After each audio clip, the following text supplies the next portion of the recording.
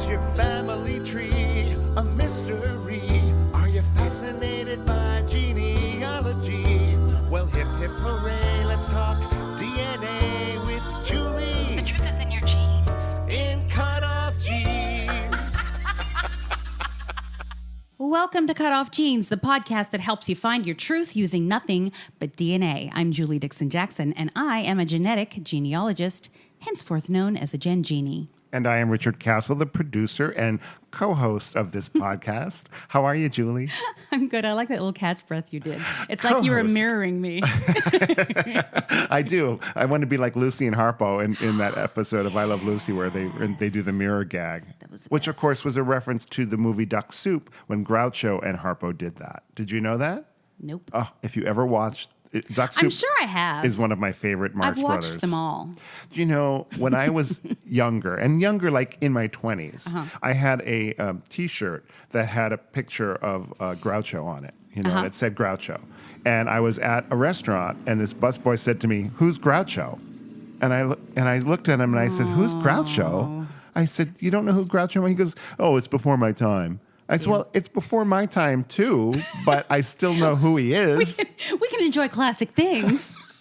You know, like, he was off the air before I was born. Yeah. And, his movie career ended 30 years before I was born. Yeah. So, but I thought, how do you not know things just because you can't use your age as It's for ignorance? It's people who want to watch sports above anything else. Is that it? Yes. Yeah. It's a different mindset. It's a different... Well, I mean, I didn't want to shame him, but I did. Because, you know what? Too. I think the Marx Brothers are a huge cultural influence on comedy. Yeah. And, even if you've never seen one of their movies, you could still know who they were. I was obsessed as a child with Groucho's mustache. Really? Because it was clearly painted on. Yes. It was shiny. Yes. And I was thinking... I'm 7. Do they think even I believe that's a real mustache? Maybe the guy who did the hair club for men got the idea about painting on hair. Maybe. They should have flocked it, though. They should have flocked it to take the shine out of it. Yes. But, later when he did that You Bet Your Life TV show, which I think started his radio show, that was his real, and it looked like a real So why thing. did he paint? You know what?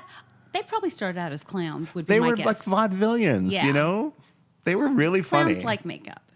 Exactly. So speaking of makeup, Ooh. I know this episode is gonna drop right after Halloween, but we are recording this 2 days before Halloween. Yes. Actually, a day before. Tomorrow's It's Halloween. tomorrow. Wow. Are you doing anything? Giving out candy or dressing up? I am not. No. Really? I'm hiding. Okay. Did we talk about this last year? I never dress up for Halloween because I have dressed up for a living my entire life. So I don't see the fun in putting a dumb costume on. I think I probably said exactly the same thing last year, too. Who can remember? Bah humbug. I worked last year at Halloween. Yeah. And I'm going to work this year at Halloween. I love working on holidays. Yeah? Because I'm not a fan of holidays. You know what, though? See, last year, I remember I was playing a gig, and a piano gig, and I was super sick. I had the worst cold. And then I met someone who was staying in a hotel across the street who was having dinner where I was playing, who was like somebody in the theater community that I really wanted to talk to. And I felt so bad because I kept having to clear my throat and try to pretend. You know when you're trying to pretend you're not sick, but people can tell that you're clearly sick? I milk it for all Do it's you worth. really? Yeah. I did not. I was just I thought of all times for me to meet somebody that I really want to talk to. Who is it? Is someone I know? No. Oh, It was somebody with the Rodgers and Hammerstein organization who was in town from New York. And I'm like, I write musicals and I just want to talk about this, and I just felt so. Yeah, I would probably pretend I wasn't sick too in that case. That makes sense. Let me talk to you about my new show. So I'm a singer. What do you think? Exactly. Yeah.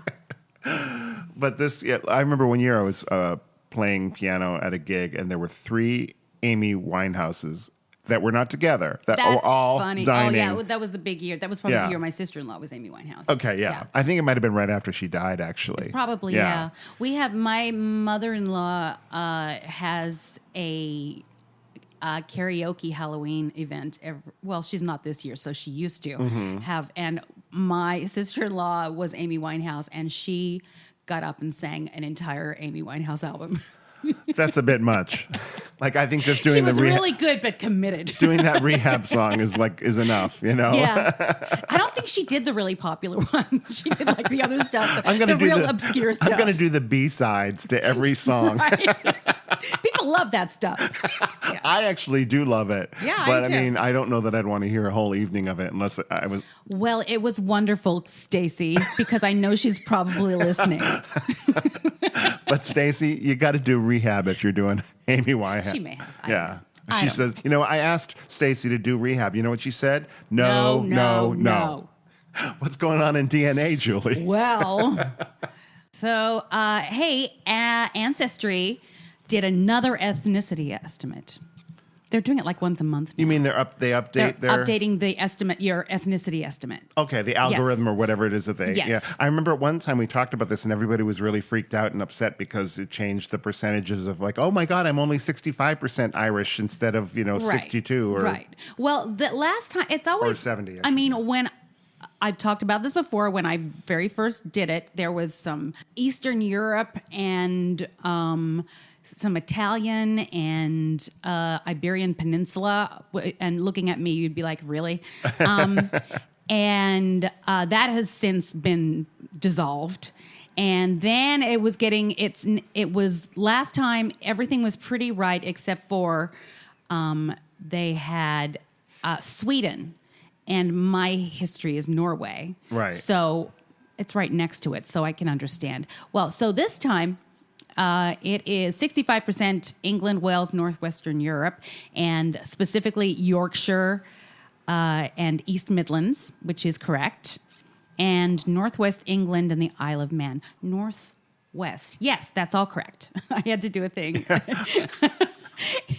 She's like making like air maps with her like hands north, right now. south, east, west. And then 28% Ireland, Scotland, which is probably about right. Germanic Europe is 4%. And if you remember, my 3 times great-grandfather was purported to be Norwegian, and I've been trying to find that connection. And lo and behold, 3% Norway. No more Sweden. It is now Norway. Wow. Unless they've been looking at my tree and say, ooh, we better fix this. Now, do you get like freaked out when suddenly it changes because you start to doubt it because, No. oh, look, now maybe next time it'll be something different. And so why should I buy into this?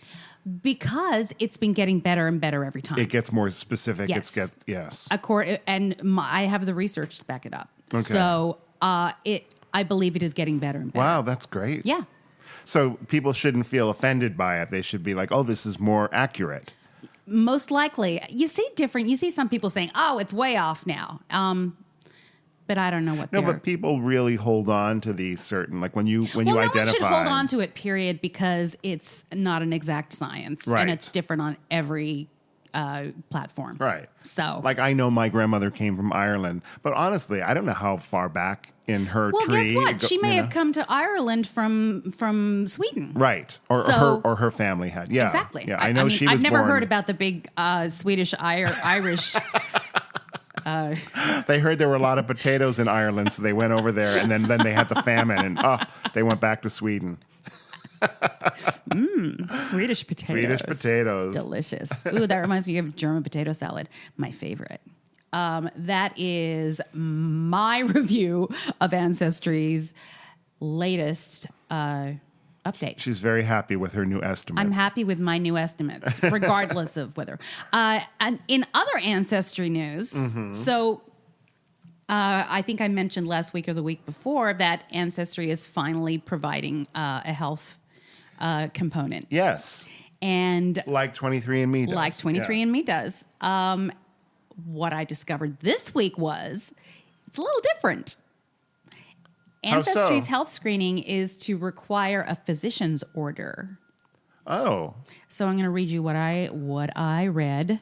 Ancestry said Tuesday that its new consumer health tests, an area the genealogy-focused company has been slow to embrace, will require authorization by a physician. Its main competitor, 23andMe Inc., went through the lengthy and expensive process of getting approval from the U.S. Food and Drug Administration so it can sell its tests directly to consumers without a prescription. So therein you have the reason. The FDA hasn't intervened in the field of physician-ordered genetic tests yet. Oh, okay. Although it has signaled an intent to do so. So far, a doctor's involvement has been considered enough protection for consumers, even if a patient has little interaction with the physician. It's unclear whether the entrance of a major player like Ancestry might change that. I wonder what you would have to ask your doctor in order for them to give you a prescription, for that. I would think most doctors would be, yeah, whatever. Right, yeah. So the point of it, though, is, and here's the reasoning other than so they don't have to go through the FDA, which is probably the real reasoning. The company, let me see, where did it say? The company wanted to focus on providing ways for its test to integrate easily into the care patients received from their regular doctors. That's really why we chose a path that has a doctor. Sure. So that the consumer not only can find out a risk factor, but she can seamlessly take a lab report with clinically recommended guidelines to the doctor's office so that there's a clear next path for action. That's interesting, and I wonder if they're stepping on the toes of certain labs that, because your doctor may have recommended some kind of a DNA test to find out if you've had or have the gene for a certain disease or something, right? Right, but they don't generally. Most of that type of stuff, that type of screening is done through a private company. My mother-in-law did, a lot of talk about my mother-in-law today. She did the DNA testing where they look at how your body digests food and gave recommendations for what vitamins they're lacking and what markers they have for whatever it is. Right. And that's something that she paid for out of pocket and was not requested by a doctor to do it. Although if she needed a prescription, I'm sure they would have said, okay, sure. Right.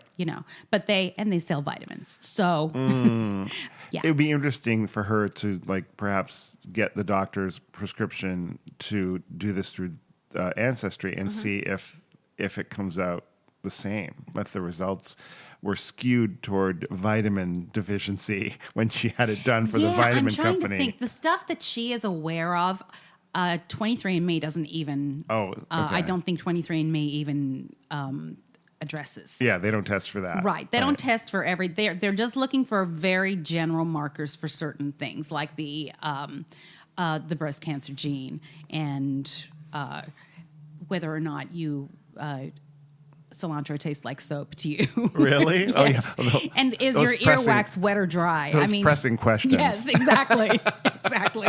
I really want to know about the earwax question. Here's the thing. I don't need a gene to tell me whether or not I think cilantro tastes like soap. Right. I don't think it does. Right. I like cilantro, but I do have friends that think it tastes so. I know for a fact they have the gene. Right. Or although it would be fun to test to see if that backs that up.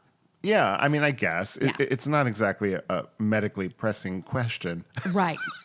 Unless, that was a sort of a signpost, the people who taste cilantro as soap, are more prone to getting sickle cell anemia or something. Yeah, actually that is interesting because there have been studies done and experiments done where, do you remember in the 60s there was a very famous experiment where they divided a group of people up into the people that had blue eyes and the people that had brown eyes. Okay. And they treated them completely differently. Oh, that's a social experiment though, right? Yes. Yeah.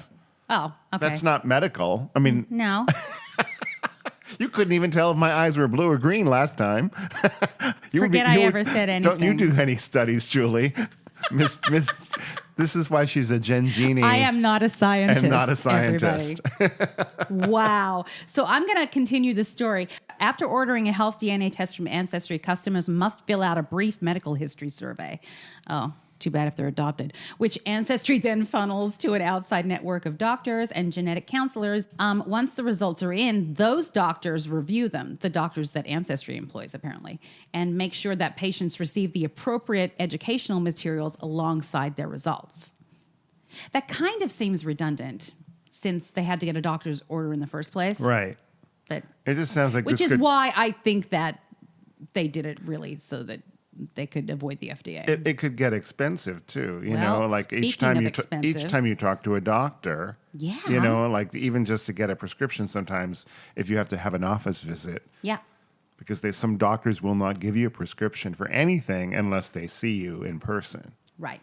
Most. Most. I mean, if they're ethical, Yeah. usually. I mean, I assume if it's if it's your doctor and you've and been they going know to you the- and they know you're Yes. prone to Yes. certain things. Sure. But speaking of money, what? Oh, I was going to say, Is this part of the Ancestry? it's an added. Yeah. It's an added cost. Do they have the It's a premium product. Of course it is. Ancestry Health Plus will launch early next year. It will decode the genome in far greater detail. It will cost $199 with a membership fee of $49 for 6 months of updates. Wow. We're a consumer-centric company. And this is the spokesperson, whoever she is, and I truly believe that business models drive behavior. Our goal is to help gain the preventative knowledge so that they personally can take action for their health. What is the added value for having 6 months of updates in this membership? During that time, they may do, because periodically 23andMe tests for something else. Okay. And says, "Oh, we've tested for this. Have a look at your results." I see. Rather than having you take another test. Right. They have your DNA. And so they just automatically. And this is interesting because you don't have to upgrade. Once you've done it with 23andMe, you're going to get the updates automatically. It seems like you're going to have to pay for it on Ancestry. Just test me for everything in the DNA and don't make me join some membership so that in case they decide to come up with another test in 6 months or 7 months after my membership is over, that I got to pay them again. Right. So one more thing. Another update from Ancestry is a new member directory. I think October 24th, yeah. And it has real-time index search results, so new users will show.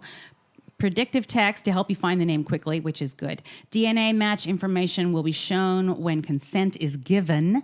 Number of trees will be shown if they have chosen to display their trees in their member profile. I tried it last night because the member directory has been useless for me. Oh, really? On Ancestry, because you need to have exactly what their username is, and if you don't know it, Right. So I tried it. It is better, but it's still not great. Yeah. But more choices came up. Yeah. But I noticed I tried to find myself, and it was very difficult to find myself. Oh, yeah.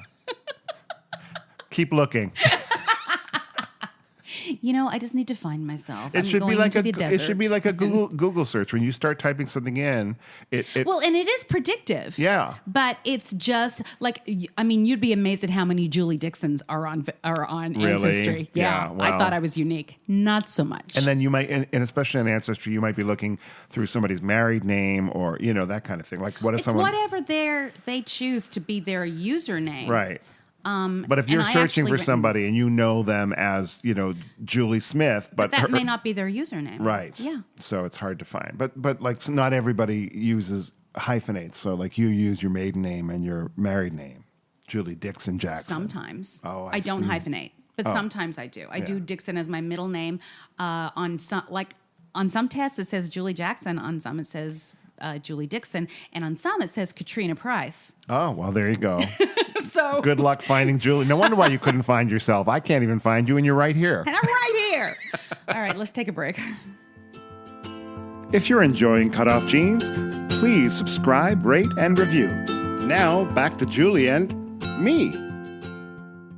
Let's talk about what's happening in the trenches for me. In the trenches. Wow. In the trenches. I feel like I should put some kind of sound effect of like we war. We should have a song for all of these. Every things. segment. In the trenches. Oh, that's good. With Julie. From the trenches. From the trenches. Yes. Okay. All right, from the trenches. So we all know I'm a genetic genealogist, and I work with clients and adoptive people. Henceforth known as a Gen Genie. Gen Genie. Yes. Yes. And I received so at the crack of 6 a.m. on Sunday morning, my phone rang. Normally, I wouldn't answer my phone that time in the morning, but of course, I look at it and I see it's an area code from another state, so I know it's probably either a client or somebody I've reached out to. So, of course, I'm going to answer it.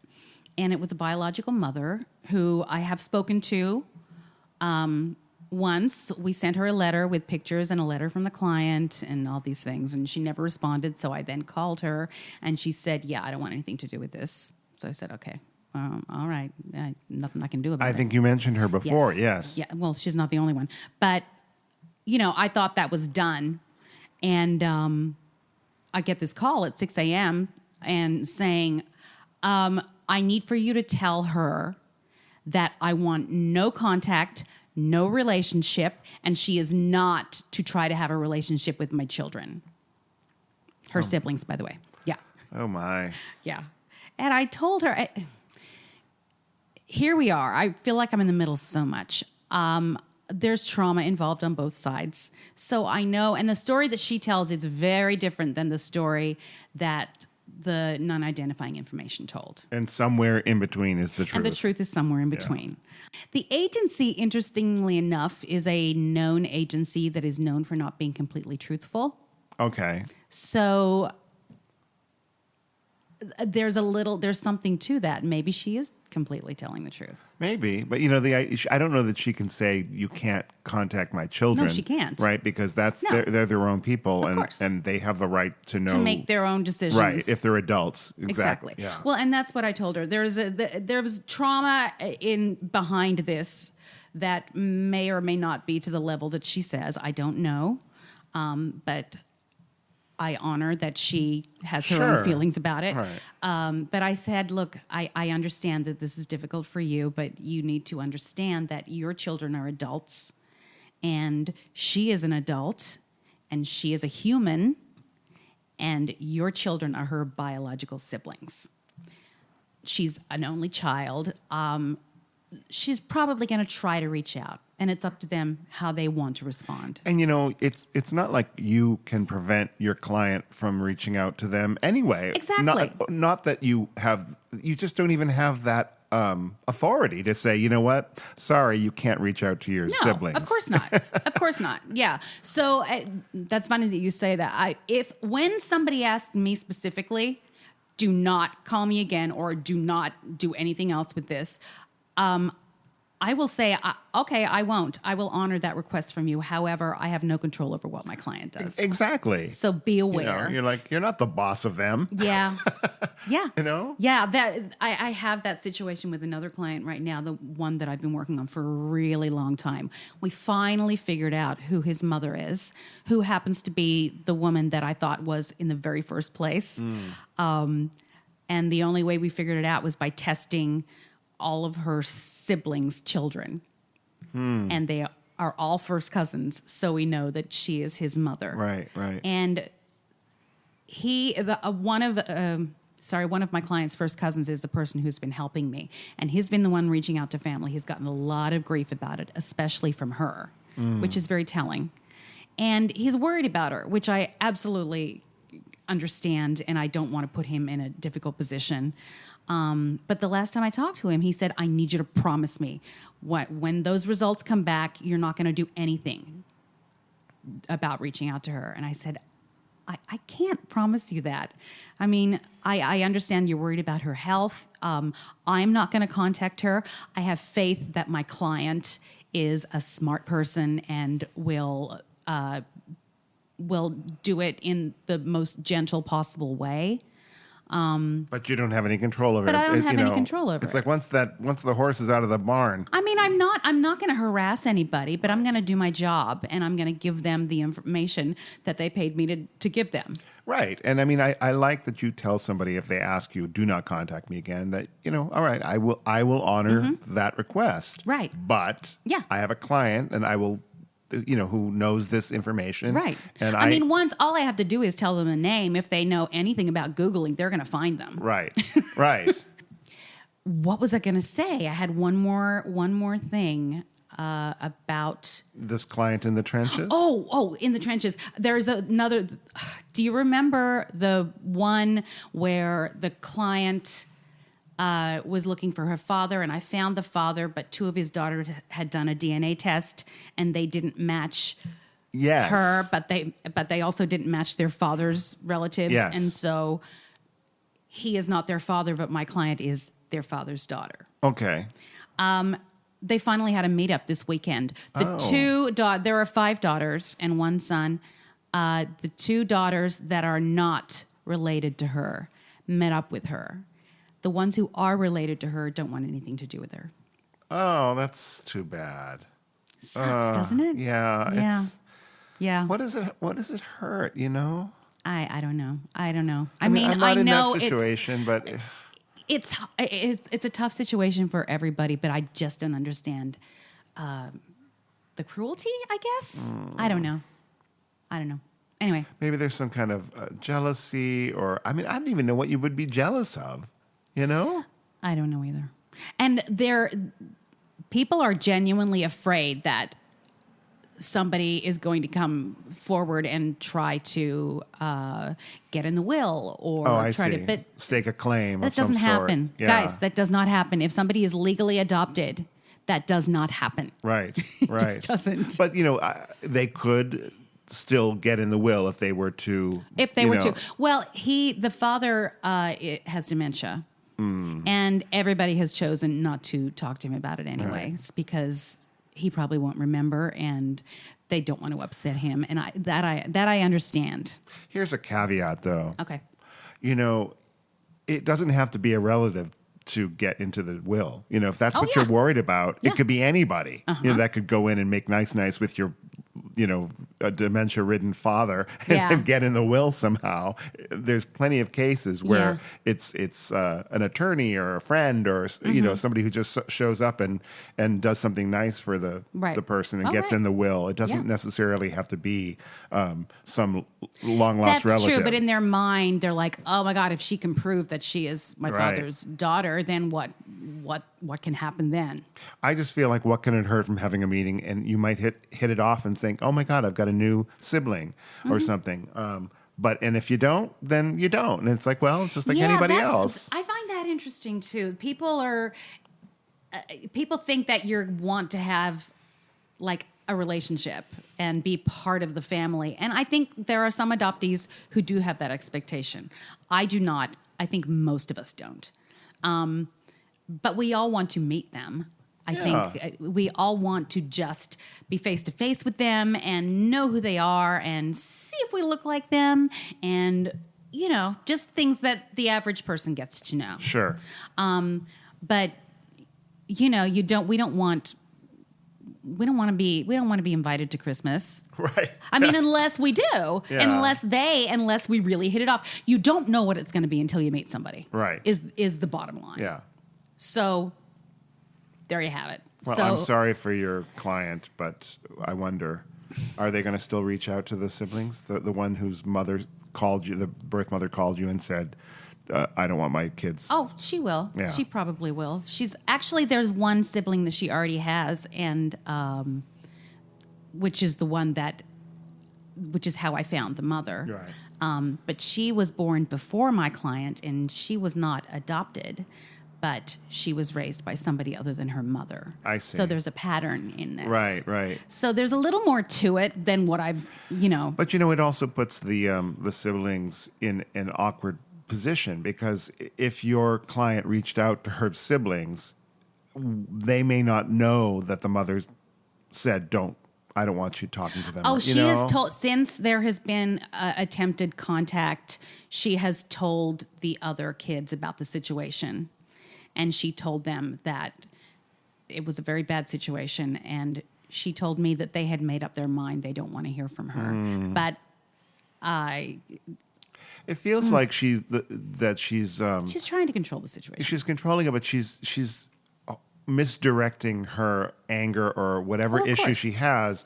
I assume the anger is with the man with whom she had the baby originally. Oh, absolutely. And not with the baby herself. No, but however, that's the part that is so hard for me to hear, because she is literally forgetting that this baby is a full-grown adult human being. Right.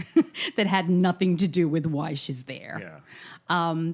One more thing I forgot to mention, and I'm glad we actually got back around to this. She said, I will give you health information, though. And I said, wonderful, let me get a pencil. Yeah. So she said, gave me basic, what her parents died from and how her siblings are and all that. And she said, and the last thing she said was, oh, by the way, I'm bipolar. And it all just kind of, the clouds opened up. And I said, well, that is really good to know. Well, because maybe she'll change her mind. She'll have a good moment. Maybe it's okay if she contacts me now. That's not how that works. But okay. I know. Anyway, but it was just that little piece of information that she gave to me as an aside, oh yeah, by the way, right. is probably the crux of this whole thing. Right. And I was able to tell my client about that, and she said, oh my God, I feel so much better. Because there are things in her life and in her family that she's wondered why they are that way, and it makes sense. Right. And that may be all she needs. Maybe. Yeah. Maybe. Yeah. Wow, interesting. We'll have to. You'll have to let us know if you hear any more updates about I this. I will. Okay. All right. So that's that, and let's go to break. Thank you for listening to CutOff Genes with Julie Dixon-Jackson and Richard Castle. That's me. All right, story time. Oh, good. This is like part 2, right, of Jonny Perl. Part 2 of Jonny Perl, direct from London. This is the second half of the interview I did. Last week, some of you may have noticed I posted a snippet of an outtake from our interview as a teaser, which was fun because when I first started talking to him and was checking the levels, he was telling me about his sleepwalking extravaganza. Oh. And I thought that was enjoyable, so I shared that with you guys. Okay, so this is the second half of that interview, and we'll see you on the other side. I'm obsessed with the idea of time travel, so this is the closest I can get, I think. Exactly. I mean, we're probably not going to get the real thing, so any substitute for that you can find is great. And I agree. I think of it as time travel a lot. Mm-hmm. And sometimes you do get little bits of time travel appear. There's an area of London where I used to work, and someone somehow had this footage. It's in central London. There's this footage of this silent camera just going up one street all the way around, where I used to go for my lunch every day. Yeah. No commentary, but you see all of the buildings that I've looked past all those years, and it's like, wow, I literally felt like I was back in 1952, which would have seemed impossible. I think because it's in the area where a lot of the films were made in London, someone had literally got the best camera you could get at the time, put it on some kind of truck or dolly, and they just happened to do this walk that I had done hundreds of times. I love that. It's great. Yeah, no, I love it when they have the still photos and you can morph between the current and the old. Yeah. Let's go over to the What Are the Odds tool. I'm sorry, I'm calling it a tool. And I don't mind. How did that come about? And I think I first found out that it was being developed because of Leah Larkin. Sure. So So Leah is in every way, I think, the brains behind that tool. She, I think, started working on it probably around the time I took a DNA test. Yeah. So a while back, I think probably in 2016, and she worked with an English guy called Dr. Andrew Millard. Andrew's role, I think, was to come up with the mathematical calculations for the probabilities, so to compare the different hypotheses with each other and come up with this idea of the scores. So I think it was late 2017 or kind of fall 2017, Leah posted something about it, and she posted that she was looking for some help. And as a fresh-faced young web developer on the scene, I offered up my services at that time, and eventually we did start working on it together. But it took some time, yeah. So, what had happened is she had a version of it in Google Docs, yeah. So the calculations were being done in a kind of Excel spreadsheet format, if you like. Right. So she did have a tool that worked, but it would have been very cumbersome to build. So the problem I had is having got my head around it, which wasn't instant, obviously, because it's a kind of a complicated concept at first. Yes. But once I got my head around it, I realized that the only way it was going to be a user-friendly tool was going to be if those relationships could be calculated for you on the fly. And of course, I had no idea how to do that, but I knew that if I was going to take this on, that would be what I would have to tackle. Yeah. And so that's why it's a great thing. Whenever anyone says, "Oh, will you help me with something?" and you don't know how to do it, always do it, because then you're going to learn how to do something new, aren't you? Yep. So I would recommend that in life to anyone. Yeah. So yeah, it was honestly, it was very hard, and I worked very, very, very hard on it because luckily, I didn't have a job, so I could just make time to do it because I wanted to do it. Yeah. So I worked on it, and I guess we kind of had it ready by, I think when I went to Roots Tech in 2018, and I think I was showing it to people there, private people in the know. So we must have finished building the tree version around then. But I think both of us felt anxious about, when and how should we actually unleash this into the world? Because it's. Well, it's kind of sticking your head above the parapet, isn't it? It's saying, well, we've got this thing and we hope it helps. We don't even really know exactly how it's going to help yet until we get your feedback. So we did a few kind of beta testing groups, and then it was out there, and I guess it's kind of slowly grown in stature. Oh, yeah. But also for different reasons, because I think at first, I'm not going to speak for Leia here, but I think the feeling might have been, wow, maybe this could really, really nail it, as in it might always be able to tell you which one's right. But in practice, it wasn't really like that. We realized quite early on that what it was doing is pushing you in the right direction where you might want to do some more testing. Yep. There's only so much it can do. Yep. And so I think the value of it morphed a little bit. And in a sense, the value of it is in terms of visualizing the relationships, because it helps you to do that very, very quickly. Exactly. Because for me, that's the hardest thing. I need to have all of those numbers in the same place, and with a computer calculating it for me, because I hate math. I'm just not good at it. It's just a game changer, as far as I'm concerned. Could you try doing a quick description of how to use it? I've tried before, and again, I get stuck. I've also tried before, but hopefully I won't get stuck. Yeah. You've got to be better than me. Well, we'll see. So, it's used in cases effectively where you've got one mystery DNA match that you want to fit into a tree that holds some other matches where you know how they're related to each other. So if we take the example of someone who is adopted and they're looking for an unknown parent, for example, that person might look at their match list and they might see a group of interrelated matches, so people who share DNA with each other. I'm just imagining going into Ancestry or MyHeritage or any of these sites and just having a look at the matches in common and seeing that these people share DNA with each other. Okay, so that's your first thing that you need, is a bunch of people who seem to be related to you and to each other. And then the next thing you need to do is roll your sleeves up and do some proper family history work. You need to build a tree for these people and try and fit these people into a tree of their own. So you're not in this tree yet. They're in a tree. So depending on where these people are from, that might be quite easy or it might be completely impossible. Yeah. It just depends. So I've done a few of these. The strange thing is I built this tool and I didn't really use it for its original purpose for maybe a year. And then these cases started to fall into my lap. I think I administered more and more tests. Yeah, and so people kept coming along. So I had an example of a guy who came along. I'll give this example because it's a really nice, simple one. This guy was a match to my father-in-law. He was a match at about 100 centimorgans, I think, so kind of a third cousin level. And he'd been hanging around on the list for a while, and I thought, I haven't written to this guy. Why don't I write to him? So I wrote to him and say, hey, I can see from shared matches where you might fit into my father-in-law's family. Do you have any of these names in your tree? And he immediately wrote back and said, well, actually, I was adopted, and I wonder if you might be able to help me. And I said, you know what? Story yes. of my life, yeah. Yes, I can. And so he gave me access to his match list, and it became really simple because he had a first cousin match. Right. And because I knew the context for that match, I was able to put together a tree and place this 800 or 900 centimorgan match into that tree. And so very quickly we got to a point where he knew who his mother was. It was the father, he didn't know who it was. So it became clear it had to be one of two of these brothers in Canada, and we were able to figure out reasonably quickly which one when I identified through traditional genealogy who this first cousin match was, because there was only one other brother left. So I said, well, it looks like this guy's your father. And then amazingly, he had another match who it turned out was his half niece.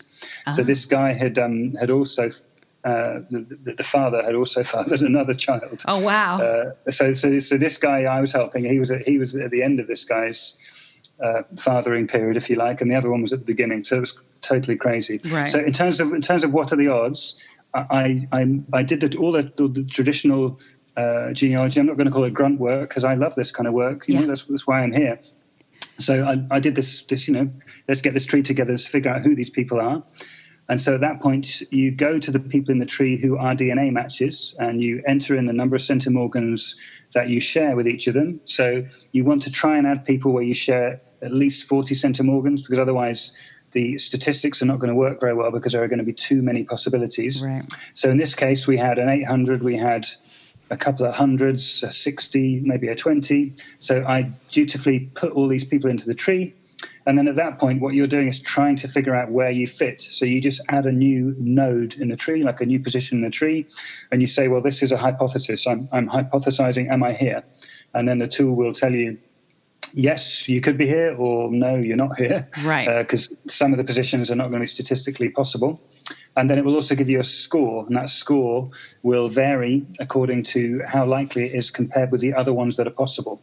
Right. So if you only have one hypothesis that's possible, then your score is going to be 1. Right. And that is not necessarily bad. If it's green, that means it's possible. And it might be that there's only one place you can go, and that's great. Yeah. But more likely there'll be other ones, and there'll be a range of scores. And so those scores represent how statistically likely it is that you belong in that position in the tree. Right. And the goal is to ultimately have hypothesized all of the other possibilities that are possible and ruled them out.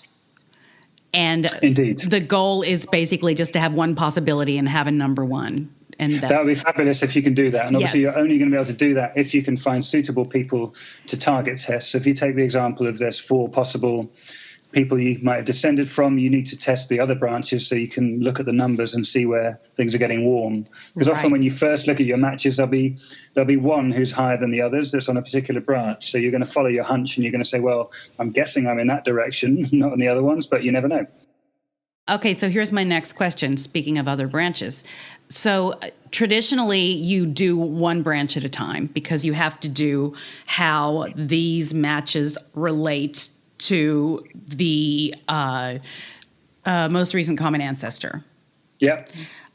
What happens? I've heard that there is a trick to getting around that and being able to add other branches as kind of like ghost matches. Is that a thing? Yes. Now, well, I'm going to say don't quote me on this, but obviously you're going to, because this is... You're going to quote yourself. I hope that I've got this right, because I haven't actually done it myself. But okay.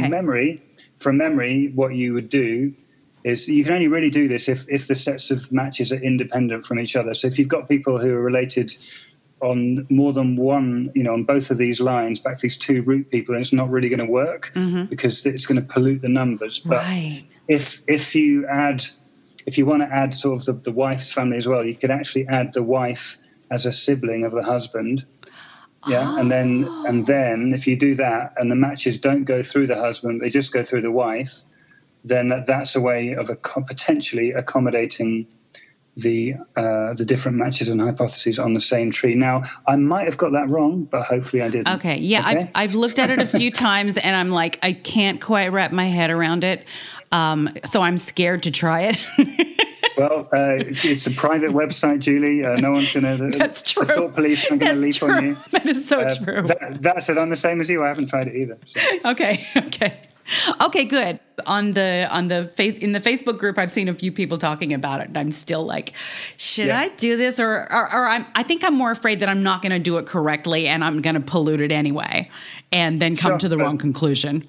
Well, yeah, and it's important, I guess, to note with this is, I do think it's a very useful tool, and I've actually helped a few people with it, and that's enormously gratifying. But it can't always do the impossible, and there is a lot of genealogy work to do with it. Absolutely. So there's a kind of assumption that you don't mind that if you're using it, because otherwise, why are you doing this? Oh, of course. Yeah, and that's the beauty of it for me, because I love genealogy as well.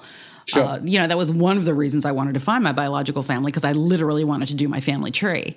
So, yeah. But to give you an example of someone else I helped recently, I helped her as well as possible, and that we managed to. I was going to say we got someone to target us. I don't know if she tested because of me or not, but I wrote to someone and I asked her to test. She didn't reply, but then her test results miraculously materialized on Ancestry about 2 months later. So I'm guessing that without replying, she very kindly did it. Anyway, so she did come through as a first cousin once removed. And so I've kind of solved it, except I haven't, because there's 2 different possible fathers and they don't have any other descendants. Yeah. So there's ultimately no way to know which of these siblings was the father of the lady I'm helping. But Yeah, I have a few of she's those. cool with that. I'm cool with that. It's not a miracle tool. It's just, Right. to be honest with all my stuff, it's You just a can't bring visualization. people up from the dead. So tell me, how do people get to the platform, and what does it cost? Okay, they're going to go to dnapainter.com, which is actually newly redesigned. When I first built the website, it was just for chromosome mapping.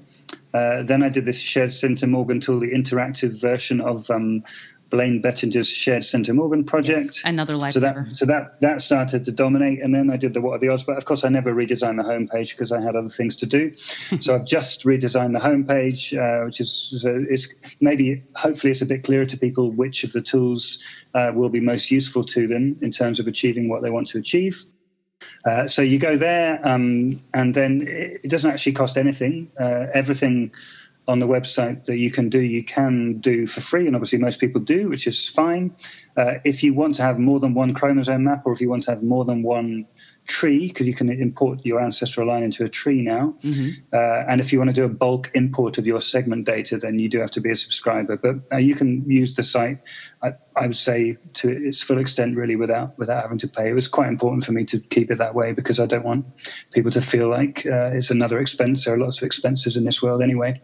So, yeah, but it's I'm obviously a subscriber because I live over there, basically.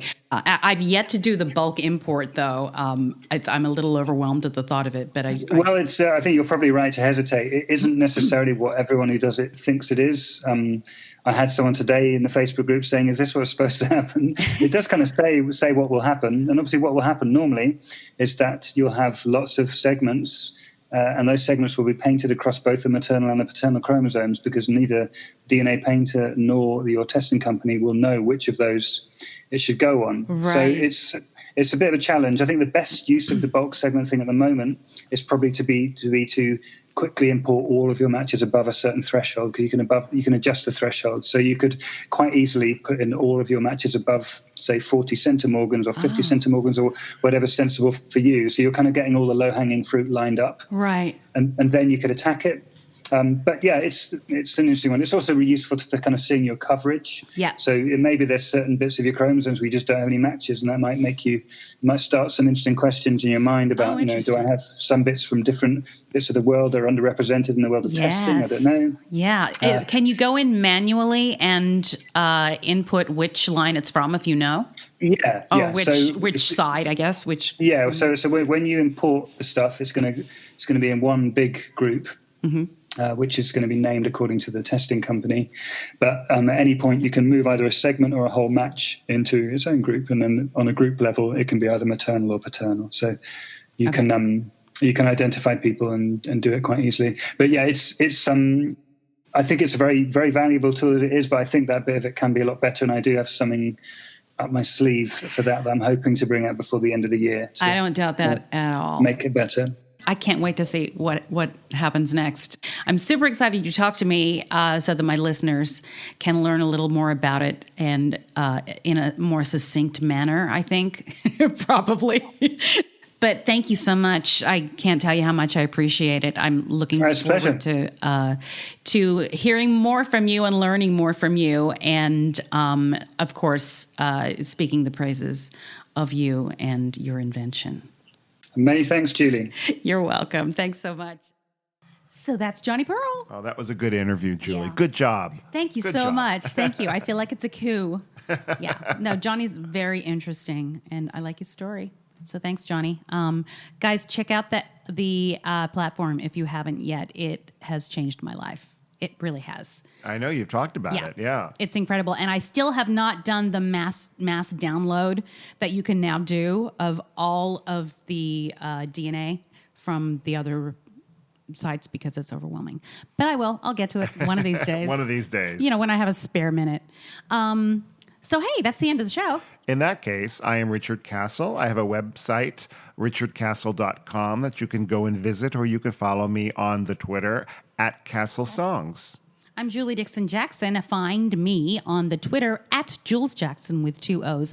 Find the podcast at CutOff Jeans Pod. Join the Facebook group, CutOff Jeans Podcast. Email me, Jules Jackson, once again with 2 O's, at cutoffjeans.com. And we also have an Instagram page, CutOff Jeans Podcast. Oh, we have something coming up that's exciting that I almost forgot to talk about. And Julie's giving me the evil eye. I'm like, hey! We're just going to kind of tease it to you now, but starting in December, there's going to be something new happening about this around this podcast. There's going to be a new component. Yeah, to the and we're podcast. very excited about it. So we'll let you know as it gets closer. But in the meanwhile, The truth is in your jeans.